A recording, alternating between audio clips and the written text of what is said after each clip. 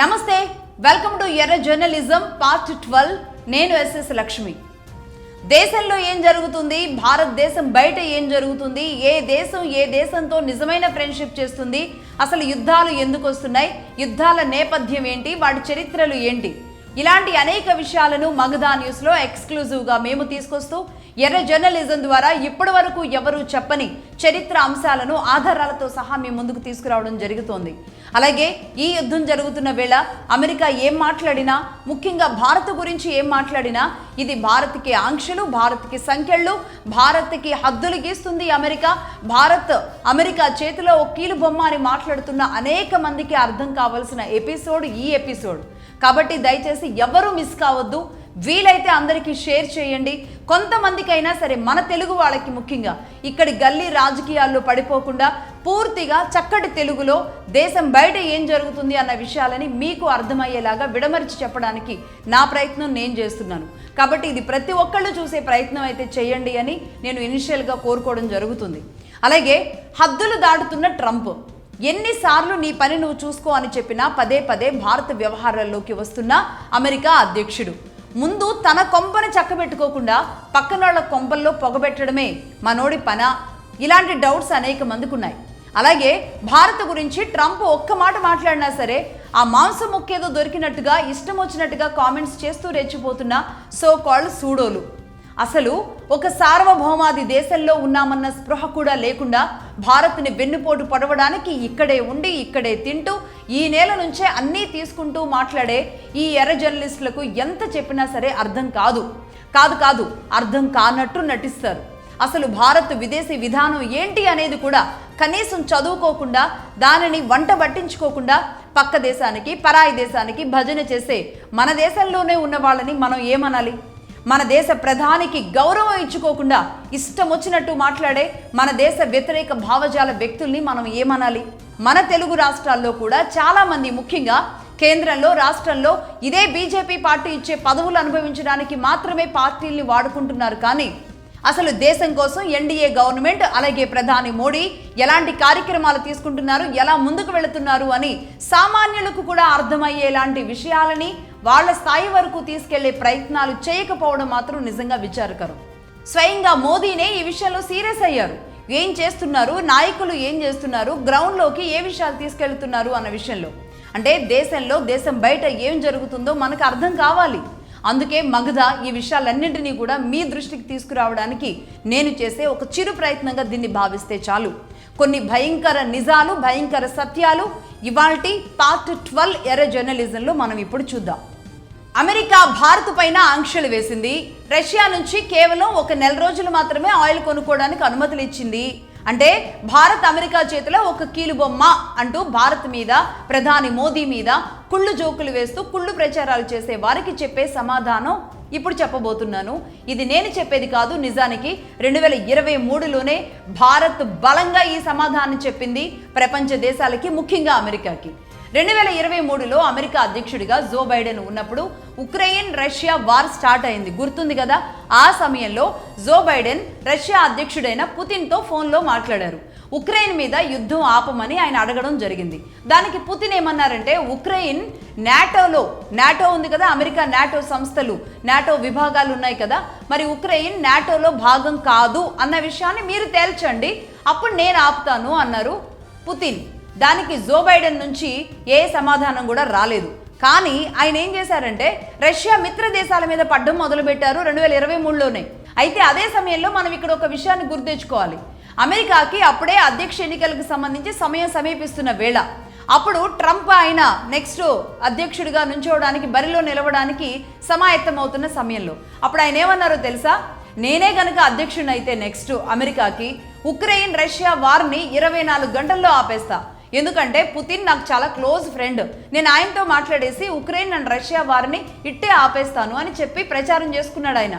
సరే, ఇది అలా ఉంచండి, నెక్స్ట్ దీని గురించి మళ్ళీ మాట్లాడదాం. అయితే అప్పుడే జో బైడెన్ రష్యాకి ప్రధాన మిత్ర దేశంగా ఉన్న భారత్ ఏదైతే ఉందో, భారత్ ఆయిల్ కొనుగోళ్ల మీద ఆంక్షలు విధిస్తాము అని జో బైడెన్ మాట్లాడారు, ఆనాటి అమెరికా అధ్యక్షుడు. అదే సమయంలో మన ఎక్స్టర్నల్ మినిస్టర్, మన విదేశాంగ శాఖ మంత్రి doctor S Jaishankar European Union మీటింగ్కి ఆయన ఒక గెస్ట్గా వెళ్ళడం జరిగింది. అప్పుడు ఏం జరిగింది అంటే ఒక బ్రిటిష్ సీనియర్ లేడీ రిపోర్టర్ మన విదేశాంగ మంత్రిని ఒక ప్రశ్న అడిగారు.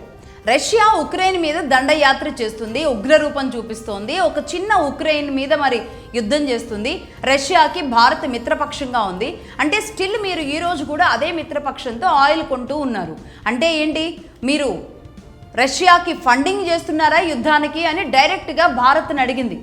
అలాగే మీ భారతదేశపు ఫారెన్ పాలసీ ఏంటి, మీ విదేశీ విధానం ఏంటి అని ఆవిడ ఒక ఓపెన్ డిబేట్లో అడగడం జరిగింది. అప్పుడు జయశంకర్ గారు ఇచ్చిన సమాధానం ఏంటో తెలుసా? ఒకసారి చూద్దాం. Are you funding this war? Tell me if buying Russian gas is not funding the war.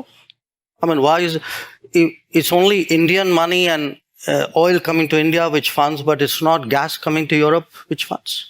I mean, I don't know, somewhere, I mean, let's be a little even-handed out here. Countries in Europe and the West and the United States are so concerned. Why don't they allow Iranian oil to come into the market? Why don't they allow Venezuelan oil to come into the market? I mean, they've squeezed every other source of oil we have and then say, okay, guys, you must not go into the market and get the best deal for your people. I don't think that's a very fair approach. You know, somewhere Europe has to grow out of the mindset that Europe's problems are the world's problems. But the world's problems are not Europe's problems. ఇది జయశంకర్ గారు ఏమన్నారు? అసలు Europe approach, Europe mind సెట్టే సరిగ్గా లేనట్టుంది. మేము ఏ మార్కెట్కి వెళ్ళాలి, మేము ఏ మార్కెట్లో కొనుక్కోవాలి అనేది మేము డిసైడ్ చేసుకుంటాం, అంతేగాని ఇంకెవరో డిసైడ్ చేస్తే మేము వెళ్ళి మేము కొనాల్సిన అవసరం మాకు లేదు. అలాగే మాకు అవసరమైతే రష్యా దగ్గర నుంచి ఇప్పుడు కొనేదానికంటే ఇంకా కొనుగోళ్లను పెంచుకుంటాం, అంతేగాని తగ్గించే ప్రసక్తే లేదు అని చెప్పారు. రష్యా మాకు సెల్లర్, మేము రష్యాకి బయ్యర్స్ అని చెప్పారు. అంటే అదే అమెరికా దేశాల్లో కూర్చొని భారత్ స్టాండ్ ఏంటో గట్టిగా వినిపించడం అంటే మామూలు విషయం కాదు. రష్యా నుంచి భారత్ 10% ఆయిల్ కొనుగోలు చేస్తుంది, మరి అదే రష్యా నుంచి యూరప్ దేశాలు 47% ఆయిల్ కొనుగోలు చేస్తున్నాయా లేదా అన్న విషయాన్ని కూడా ఆయన నిలదీసి అడిగారు. సరిగ్గా ఇదే డిబేట్లో మన జయశంకర్ గారు మాట్లాడేటప్పటికి మనం రష్యా దగ్గర రోజుకి ఎంత ఆయిల్ కొంటున్నామో తెలుసా? 1 మిలియన్ బ్యారెళ్ల ఆయిల్ కొంటున్నాం. మన వాయిస్ అక్కడ బలంగా వినిపించిన తరువాత వెంటనే పుతిన్ దగ్గర నుంచి మోడీ గారికి కాల్ వచ్చింది. మనకి 30% డిస్కౌంట్ డీల్ని మాట్లాడుకోవడానికి స్వయంగా రష్యా పుతినే కాల్ చేయడం జరిగింది. దాంతో రోజుకి రష్యా నుంచి ఇప్పుడు మనం ఎంత కొంటున్నామంటే, అప్పుడు 1 మిలియన్ బ్యారెల్ ఆయిల్ అన్నాను కదా, అది ఆ తరువాత అంటే జయశంకర్ గారు మాట్లాడిన తర్వాత 1.5 మిలియన్ బ్యారెళ్ల ఆయిల్ కొనే పరిస్థితికి మారింది. అంటే మనం ఏం చేసాం, అమెరికా ఆంక్షలు పెట్టిన తర్వాత, జో బైడెన్ లాంటి వాళ్ళు మాట్లాడిన తర్వాత కూడా మన కొనుగోళ్లని మనం పెంచాం రష్యా దగ్గర నుంచి, కానీ ఏమాత్రం తగ్గించలేదు, సగానికి పైగా పెంచామన్నమాట. భారత్ ఇప్పటికీ కూడా ఆయిల్ తగ్గించలేదు, భారత్ ఇప్పటికీ తన పౌరుషాన్ని కూడా తగ్గించుకోలేదు. అలాగే దాదాపుగా ఒక 15 శాంక్షన్లు మేము భారత్ మీద వేశాము అని చెప్పింది కదా అమెరికా, దాన్ని అసలు ఏమాత్రం కూడా భారత్ ఏనాడు పట్టించుకోలేదు. ఏం చేసుకుంటావో చేసుకో, రష్యా దగ్గర నుంచి మేము కొనేదే అని ఆనాడే భారత్ బలంగా చెప్పింది. ఎక్కడుండి చెప్పింది? అమెరికా దేశాలైన యూరప్ దేశాల్లోనే ఉండి స్వయంగా మన విదేశాంగ శాఖ మంత్రి మన భారత్ తరపున ఆనాడే గొంతు వినిపించారు. ఫస్ట్ ఆఫ్ ఆల్ ఇప్పుడు మాట్లాడే వాళ్ళందరికీ తెలియాల్సిన విషయం 2023లో జయశంకర్ గారు మాట్లాడింది. ఇక రెండవది, నెంబర్ 2, భారత్ని ఇరాన్ విషయంలో కూడా ఇబ్బంది పెట్టాలని చూసింది అమెరికా. అదేంటంటే ఇంకొక అతిపెద్ద ఆంక్ష ఇది అని భారత్ మీద మాట్లాడిన అమెరికా. అదేంటంటే అరేబియన్ మహాసముద్రం పైన ఇరాన్లో బందర్ అబ్బాస్ పోర్ట్స్ అనే ఒక పోర్టు నిర్మించుకోవడానికి ఇరాన్ సన్నద్ధమైంది. దాని పేరేంటి అంటే బందర్ అబ్బాస్ పోర్టు. ఆ పోర్టు ద్వారా భారతదేశానికి చమురు, గ్యాస్ ట్రాన్స్పోర్టేషన్, భారతదేశంతో పాటు మిగతా దేశాలు కూడా చేసుకుంటారు, భారతదేశానికి చమురు, ఈ గ్యాస్ ట్రాన్స్పోర్టేషన్కి ఒక డీల్ కుదుర్చుకున్నారనమాట. అంటే ఆ పోర్టు నిర్మాణం జరపడం కూడా భారత్లోని ఒక ప్రైవేట్ సంస్థ డీల్లో భాగంగా అవుతుంది. అలాగే రేపు భారత్కి రావాల్సిన ఈ oil and natural gas transportation విషయంలో కూడా మనకి ఆ వెసులుబాట్లు, ఆ ధరల తగ్గింపు అనేది ఈజీగా ఉండడానికి ఆల్రెడీ మన దగ్గర ఎస్టాబ్లిష్డ్ అంటే పోర్టుల నిర్మాణంలో ముందున్న మన ప్రైవేటు దిగ్గజ సంస్థగా భారత సంస్థగా ఉన్న ఆదానీనే ఆ పోర్ట్ కాంట్రాక్ట్ దక్కించుకోవడం జరిగింది. అయితే ఇక్కడ అమెరికా దూరింది, మాకు ఇరాన్తో పడదు కాబట్టి భారత్కి సంబంధించిన కంపెనీ భారత్తో అక్కడెలా పోర్టు కట్టుకుంటుంది, కట్టే ప్రసక్తే లేదు అంటూ కాస్త హడావుడి చేసింది. మరి ఇదేమైనా మన సూడో జర్నలిస్టులకి, సూడోలకి ఏమన్నా తెలుసా? తెలీదు.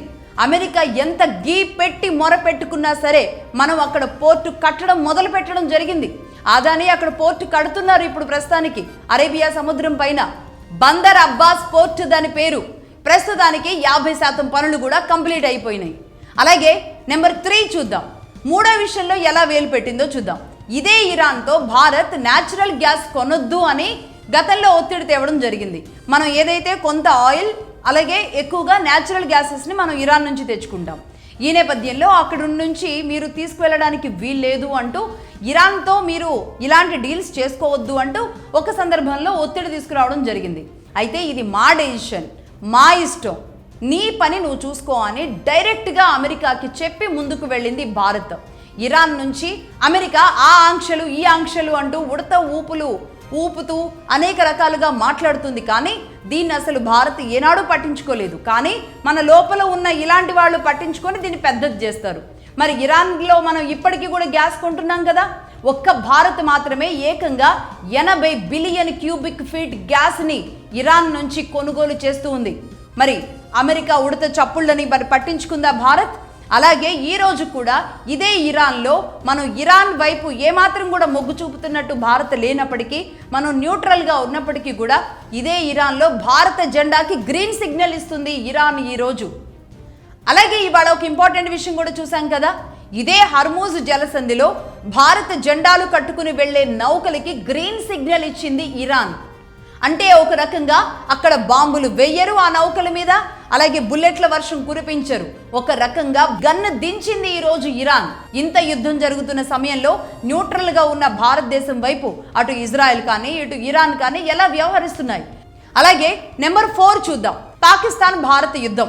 అమెరికా అధ్యక్షుడు మనం ఆపరేషన్ సింధూర్ చేసే సమయంలో సీజ్ ఫైర్ అంటే కాల్పుల విరమణ అనే ఒక ప్రకటన నేనే చేసేశానని, అందుకే యుద్ధం ఆగిపోయిందని ఏకంగా తన డబ్బా తానే కొట్టుకుంటూ తన ప్రచారం తానే చేసుకున్నారు. అయితే ఆ ప్రచారానికే భారత్ యుద్ధం ఆపేసింది అనేది ఒక బూటకపు అసత్య ప్రచారం. ఎంత సిల్లీ ప్రచారం అంటే ఇది.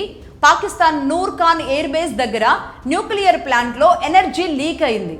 దాని రేడియేషన్ వల్ల అక్కడున్న ప్రజలకు అలాగే బార్డర్లో ఉన్న భారతీయులకు కూడా భయంకరమైన ఇబ్బంది కలుగుతుందని భావించిన భారత్ ఆ తరువాతే తనంతటికి తాను నిర్ణయం తీసుకొని ఆగడం జరిగింది తప్పితే అమెరికా చెప్పిందనో ట్రంప్ ఏదో సీజ్ ఫైర్ అన్నాడనో అక్కడ ఆగలేదు. హోంశాఖ కార్యాలయం క్లారిటీ ఇచ్చిన తరువాత నాలుగు ఖర్చుకున్న ట్రంప్ అనేక సార్లు మోడీకి కాల్ చేశారు అన్న విషయాన్ని అమెరికా సంస్థనే వెల్లడించింది.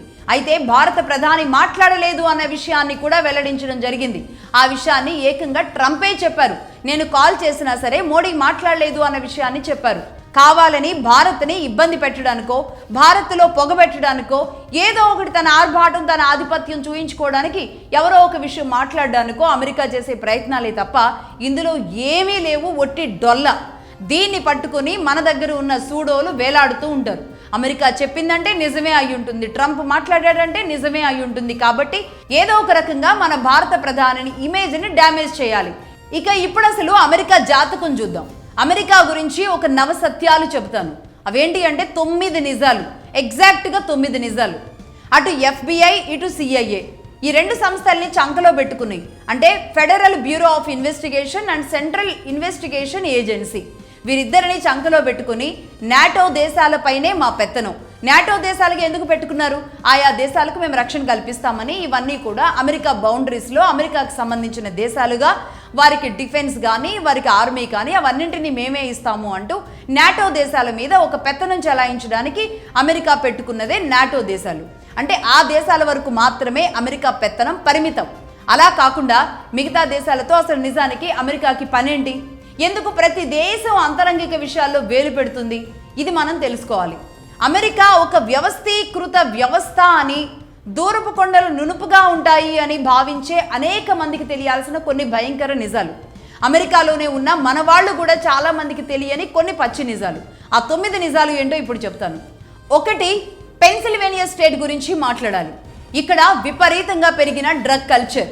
ఒక రకంగా ఓపెన్ డ్రగ్ మార్కెట్ దందా అనేది నడుస్తుంది. దాదాపుగా 4,20,00,000 మంది డ్రగ్ ఎడిక్టెడ్లు అమెరికా వ్యాప్తంగా ఉన్నారు. అంటే తన పిల్లల్ని తాను కాపాడుకోలేకపోతుంది ఈరోజు. అంటే అమెరికాలో పుట్టి పెరిగిన వాళ్ళు, అమెరికా గ్రౌండ్ నుంచి ఉన్నవాళ్ళు, అమెరికా ఆరిజిన్తో ఉన్నవాళ్ళు. కానీ ఇప్పుడు ఏం జరుగుతుంది? అమెరికన్లేమో 4,20,00,000 మంది వరకు డ్రగ్ అడిక్టెడ్గా మారారు. అలాగే నెంబర్ 2, విపరీతమైన గన్ కల్చర్తో ప్రతి ఏడాది అమెరికాలో 40 నుంచి 50,000 మంది అకారణంగా బలవుతున్నారు. ఏ కారణం లేకుండా బలైపోతున్నారు. ఎవరు కాలుస్తారో, ఎందుకు కాలుస్తారో, ఎట్నుంచి కాలుస్తారో కూడా తెలియదు. చిన్నపిల్లలు స్కూల్స్ మీద తెగబడుతూ ఉంటారు. అదేమంటే వాడు ఒక సైకో అంటారు. అసలు వాళ్ళ చేతుల్లోకి గన్ ఎలా వస్తుంది? ఎందుకంటే లైసెన్స్డ్ గన్ని ఇవ్వడం అనేది అమెరికాలో సర్వసాధారణం. ప్రతి ఒక్కళ్ళ చేతిలో గన్ను పెట్టుకోవచ్చు. ఆ గన్నులు ఏమవుతున్నాయి? పిచ్చోడి చేతుల్లో రాళ్ళు అవుతున్నాయి.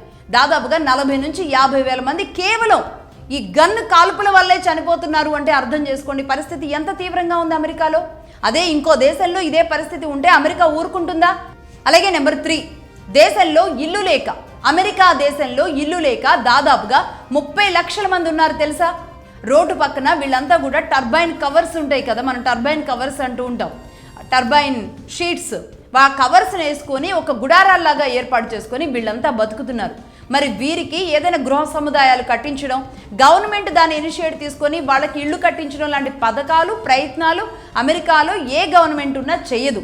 స్టిల్ ఇప్పటికీ కూడా 30 లక్షల మంది ఇళ్ళు లేక, గూడు లేక బతుకుతున్నారు స్వయంగా అమెరికాలో.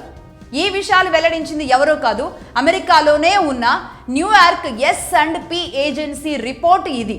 అంటే స్టాండర్డ్ అండ్ పూర్ గ్లోబల్ రేటింగ్స్లో అమెరికా పరిస్థితి ఇది అని S&P సంస్థ పూర్తి డీటెయిల్స్తో సహా వెల్లడించడం జరిగింది. రైట్. ఇక నెంబర్ 4, ఇప్పటి వరకు అమెరికాకి ఒక ఆయిల్ రిఫైనరీ లేదు. ఇది అందరికీ అర్థం అవ్వాలి.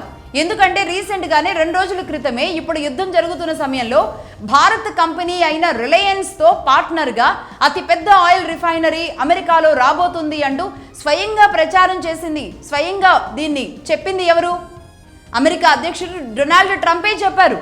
అతి పెద్ద ఆయిల్ రిఫైనరీ రాబోతుంది, అనేక మందికి ఉద్యోగాల కల్పన దిశగా ముందుకు వెళుతుంది, ఎవరు ప్రపంచంలో ఊహించని అంత రిఫైనరీ కట్టుకోవడానికి మేము మొదలు పెట్టాం, ఆ ప్రాసెస్లో ఉన్నాం, ఆ ప్రొసీజర్స్లో ఉన్నాము. దీనికి భారత్లోని రిలయన్స్ సంస్థ ఈ కంపెనీలో భాగస్వామ్యం కాబోతుంది అన్న విషయాన్ని స్వయంగా ఎవరు చెప్పారు అంటే ట్రంపే చెప్పారు. అంటే ఇప్పుడు ఏమర్థమైంది? అమెరికాలో కనీసం ఇప్పటి వరకు ఒక ఆయిల్ రిఫైనరీ లేదు అనే విషయం అర్థమైంది కదా. గల్ఫ్ దేశాల నుంచి చమురు తీసుకొని వ్యాపారం ఎలా చేస్తుంది? కేవలం డబ్బుతో, కేవలం డాలర్లతోనే వ్యాపారం చేస్తుంది. ఆయిల్ తనది కాదు. కేవలం డాలర్ అనే ఒక పెత్తనాన్ని మధ్యలో పెట్టుకొని వాళ్ళు చేసుకునే వ్యాపారంలో తిను మధ్యలో వచ్చి డాలర్ కూర్చుంటుందన్నమాట. అంటే ఇప్పటికైనా అర్థమైందా? ఒక ఆయిల్ రిఫైనరీ లేదు. ఇప్పుడు ఒక భారత్లోని ఒక అత్యంత పెద్ద సంస్థగా ఉన్న రిలయన్స్ సంస్థ ఈరోజు ఒక ఆయిల్ రిఫైనరీ కట్టడానికి, అమెరికా సంస్థలో పెట్టుబడులు పెట్టడానికి ముందుకు వెళ్ళింది అంటే ఈరోజు భారత్ మరి ఏ స్థానంలో ఉన్నట్టు? అంటే భారత్ ఒక రకంగా పెట్టుబడులు పెట్టడానికి అమెరికాలోకి వెళ్ళింది. అంటే దీన్ని బట్టి అయినా మనకు అర్థం కావాలి మన బలం ఏంటి అని. అలాగే భారత్ ఏం చేసింది? 60 ఏళ్ల క్రితమే మనం రిఫైనరీలు కట్టుకోవడం జరిగింది. అలాగే నెక్స్ట్ నెంబర్ 5, ఆరోగ్యం, హెల్త్ విషయం మాట్లాడదాం. అమెరికాలో గవర్నమెంట్ సెక్టార్లో అసలు ఆరోగ్యానికి సంబంధించి ఊసే ఉండదు. అది గవర్నమెంట్ పరిధిలోకి రాదు. ఖచ్చితంగా పూర్తిగా ఇది ప్రైవేట్ ఇన్సూరెన్స్ల మీద మాత్రమే ఆధారపడాల్సిన పరిస్థితిగా ఉంటుంది. అదే భారత్లో అయితే లక్షల కోట్లు పేదల ఆరోగ్యం మీద పెడుతూ ఉంటాయి ప్రభుత్వాలు. అది కేంద్ర ప్రభుత్వం అయినా రాష్ట్ర ప్రభుత్వం అయినా సరే, ఉచిత వైద్యం, ఉచిత గవర్నమెంట్ సేవలు, వీటి మీద అనేక రూపాల్లో అనేక రకాలుగా పెద్ద వ్యవస్థనే నడుపుతూ ఉంటుంది భారతదేశం. అదే అమెరికాలో అది ఎంత పెద్ద రోగం వచ్చినా సరే, ఏదైనా సరే ప్రైవేట్ ఇన్సూరెన్స్ల ద్వారా తప్పితే ఇన్సూరెన్స్ లేదు అంటే కనుక ఇక వాళ్ళ పని అయిపోయినట్టే. అది పరిస్థితి. ఇక నెంబర్ 6, ఎడ్యుకేషన్, స్కూల్స్, చదువు. అమెరికాలో ఫ్రీ ఎడ్యుకేషన్ కేవలం కిండర్ గార్డెన్ దగ్గర నుంచి K-12 వరకు, అంటే LKG, PP1 నుంచి ఇంటర్మీడియట్ వరకు మాత్రమే ఉంటుందన్నమాట. అంటే వీళ్ళకి 5-6 ఏళ్ల నుంచి 18 ఏళ్ళు వచ్చే వరకు ఫ్రీ ఎడ్యుకేషన్ ఉంటుంది. అక్కడి వరకు మాత్రమే స్కూల్స్ అందుబాటులో ఉంటాయి. ఇక ఆ తర్వాత ఉన్నత విద్య అంటే కాలేజెస్ కానీ యూనివర్సిటీస్ కానీ వెళ్ళాలి అంటే కనుక ఇక ఆ తర్వాత ఫ్రీ అనే పదం ఉండదు అక్కడ. అలాగే ట్రంప్ వచ్చిన తర్వాత రీసెంట్గా ఈ ఏడాదిలోనే కొన్ని స్కూల్స్ని కూడా క్లోజ్ చేయించేశారంట. ఎందుకు అంటే నిర్వహణ ఇదంతా కూడా చాలా కష్టంగా ఉంది, దీని మీద అధిక భారం పడుతుంది కాబట్టి కొన్ని స్కూల్స్ని నిట్ట నిలువున క్లోజ్ చేసేసింది అమెరికా ట్రంప్ వచ్చిన తర్వాత. అదే మన దగ్గర అయితే KG to PG ఉచిత అవకాశాలు ఉన్నాయి. ఎవరైనా సరే గవర్నమెంట్ స్కూల్లోకి వెళ్ళి చదువుకోవచ్చు, గవర్నమెంట్ కాలేజెస్లోకి వెళ్ళి చదువుకోవచ్చు, PGలు ఉంటాయి, PhDలు ఉంటాయి. యూనివర్సిటీల్లో ఊరికే మనం కూర్చోబెట్టి కూడా యూనివర్సిటీలో అనేక మంది స్టిల్ ఈ రోజుకి చదువుకుంటూ ఉంటారు. కేంద్ర రాష్ట్ర ప్రభుత్వాలు దాదాపుగా దీని మీద కూడా లక్షల కోట్ల రూపాయలు ఏడాదికి ఖర్చు చేస్తూనే ఉన్నాయి. ఇదంతా మన భారతదేశంలో ఇంత బలంగా ఇటు చదువు పట్ల ఉచిత విద్యను అందించడానికి ఏర్పాట్లు చేస్తున్నాం. అయితే మనలాంటి వాళ్ళమే మనం ఏం చేస్తాము అంటే గవర్నమెంట్ విద్య అంటే తక్కువ, అదేదో చిన్న చూపు అంటూ అటువైపు వెళ్ళం. ప్రైవేట్లకు మొత్తం సంపాదించిన సంపాదన అంతా కూడా ప్రైవేట్ స్కూల్స్కి, ప్రైవేట్ కాలేజెస్కి తగలేస్తూ ఉంటాం అన్నమాట. అలాగే నెంబర్ 7, అమెరికా లాంటి దేశం, ఆ దేశ అధ్యక్షుడి పైన ఏకంగా ఎప్స్టీన్ ఫైల్స్ అంటూ ఒక భయంకరమైన ఆరోపణలు వస్తాయి. ఆ ఆరోపణలు ఎలాంటివి? చిన్న పిల్లల్ని లైంగికంగా వేధించారు ఆ దేశ అధ్యక్షుడు అనే ఇలాంటి భయంకరమైన ఆరోపణలు వస్తాయి. అంతర్జాతీయ మీడియా సంస్థలు కూడా దీని గురించి ఓపెన్ డిబేట్లు చేస్తుంటే కూడా మరి ట్రంప్ మాట్లాడరు. రీసెంట్గా 2 రోజుల క్రితమే ఎప్స్టీన్ అలాగే ట్రంప్ని ఇద్దరిని కలిపి వీళ్ళిద్దరు కూడా టైటానిక్ షిప్ లవర్స్ లాగా వాళ్ళిద్దరికీ కలిపి ఒక విగ్రహం పెట్టి ఓపెన్గా ఒక మాల్ దగ్గర ఏర్పాటు చేశారు. అంత ఓపెన్గా వీళ్ళిద్దరి గురించి ప్రచారం జరుగుతుంది. దీని గురించి మరి ట్రంప్ గారు మాట్లాడరు, ఉలకరు, పలకరు. ఈయనకి మాత్రం భారతదేశంలో జోక్యాలు కావాలి. అలాగే నెంబర్ 8, ఇంకా పచ్చి భయంకరమైన నిజాలు. ఆయన ఒక పోర్న్ స్టార్తో ఉన్నారు అని ఏకంగా ఆమెనే, ఆ పోర్న్ స్టారే కోర్టుని ఆశ్రయించడం జరిగింది. 2016లో ట్రంప్ తనతో కలిశారని స్టార్మీ డానియల్స్ అనే పోర్న్ స్టార్ స్వయంగా తానే కోర్టుకు వెళ్ళి ట్రంప్ మీద కేసు పెట్టడం జరిగింది. ఆధారాలతో సహా బయట పెట్టడం కూడా జరిగింది. అయితే ఆ సమయంలో అధ్యక్ష ఎన్నికల సమయం కాబట్టి ఆ విషయాన్ని బయట పెట్టనీయకుండా ఉండడానికి ఆమెను బెదిరించారు అనే విషయాన్ని కూడా ఆమె కంప్లైంట్లో చెప్పడం జరిగింది. తన అడ్వకేట్ ద్వారా ట్రంప్ ఏకంగా $1.3 lakhs కూడా పంపించారు అని ఆమె స్వయంగా స్పష్టం చేసింది. అలాగే ఆ డబ్బు కూడా పూర్తిగా ముట్టలేదని, తనని బెదిరించారని, ఆమెకు చెల్లించాల్సిందేనని ఆమె కోర్టుకు వెళితే నిజం నిర్ధారణ కూడా అయ్యింది. ట్రంప్కి కోర్టు జరిమానా కూడా విధించింది తెలుసా? మరి దీని గురించి ఎవరు మాట్లాడతారు? మరి అమెరికా విషయంలో ఎవరు జోక్యం చేసుకొని వీటన్నిటి గురించి మాట్లాడాలి? అలాగే చివరిగా నెంబర్ 9, ఇది వింటే కనుక నిజంగా భారతదేశంలో ఎవరు యాక్సెప్ట్ చేయరు, చీ అంటారు ఒక రకంగా. ఇవాంకా ట్రంప్ అందరికీ తెలుసు కదా, హైదరాబాద్కి బీఆర్ఎస్ పార్టీ అధికారంలో ఉన్నప్పుడు హైదరాబాద్కి రావడం, కేటీఆర్ గారు లాంటి వాళ్ళు కూడా ఇవాంకాకి మన భారతదేశం గురించి, హైదరాబాద్ గురించి, మన కల్చర్ గురించి చెప్పడం. అంటే ఇవాంకా హైదరాబాద్కి రావడం, ఇక్కడ ఉండడం కొన్ని రోజుల పాటు, దాంతో తెలుగు వాళ్ళందరికీ కూడా ఇవాంకా అంటే అందరికీ తెలిసిన వ్యక్తిగా మారిందనమాట, రైట్? అయితే ఇవాంకా ఎవరు? ట్రంప్ గారికి 3 భార్యలు ఉంటే ఆ భార్యలో ఒక భార్య కుమార్తె, అంటే ట్రంప్ గారి కూతురు. అలాంటి కూతురుని పట్టుకుని ఆయన ఏమన్నారో తెలుసా? ఇవాంకా నా కూతురు కాకపోయి ఉంటే నేను పెళ్లి చేసుకుని ఉండేవాడిని అని ఓపెన్గా అనౌన్స్ చేసిన అతి పెద్ద చెబల పింజారి తండ్రి అనాలా మరి ఆయన్ని? కూతురుని పట్టుకొని ఎవరైనా, ఏ తండ్రి అయినా సరే పెళ్లి చేసుకునేవాడిని అనే ఆలోచన చేస్తారా అసలు ఎక్కడైనా? ఇలాంటి వ్యాఖ్యలు చేసిన అమెరికా దేశాధ్యక్షుడు ఆయన భారతదేశంలో వేలు పెడతారు, ఆయన భారతదేశం గురించి మాట్లాడతారు. ఇలాంటి వ్యక్తికి అసలు భారత్ని తలెత్తి చూసే అర్హత ఉందా? కేవలం అమెరికా ప్రెసిడెంట్ అన్న ఒక్క హోదా తప్ప ట్రంప్ క్వాలిఫికేషన్ ఏంటి? భారతదేశం మాత్రం ఒక సార్వభౌమాధికారం కలిగిన దేశం, ఆత్మగౌరవం కలిగిన దేశం, మోరల్ వాల్యూస్ కలిగిన దేశం, సెల్ఫ్ రెస్పెక్ట్ కలిగిన దేశం. ఇలాంటి దేశాన్ని ఎవడో ఏదో పిచ్చి కారు కూతలు కూస్తే మనం ఊరుకోవాలా? సరిగ్గా 5 జనరేషన్ల క్రితం అమెరికా ఏంటి, అమెరికాలో మీ వారసులు ఉన్నారా అని అడిగితే చెప్పలేని అమెరికా, ఒక చరిత్ర లేని అమెరికానా భారత్ను శాసించేది? భారత్కి ఎన్ని వేల సంవత్సరాల చరిత్ర ఉంది. వీళ్ళ భారత్ గురించి మాట్లాడేది? మనకి ఎంత పాపులేషన్, ఎంత జనాభా ఉంది, ఎంత బలంగా ఉన్నాం మనం, వీళ్ళ మాట్లాడేది? రాజకీయంగా మనం దేశంలో ఎన్నైనా అనుకోవచ్చు, కానీ నా దేశాన్ని ఎవ్వడు ఏమన్నా సరే ఊరుకునేదే లేదు, ఊరుకునే ప్రసక్తే లేదు అనగలిగిన రోజు, ఆ మాట మాట్లాడిన నోరు, మనసు మన సూడో జర్నలిస్టులకు రావాలి.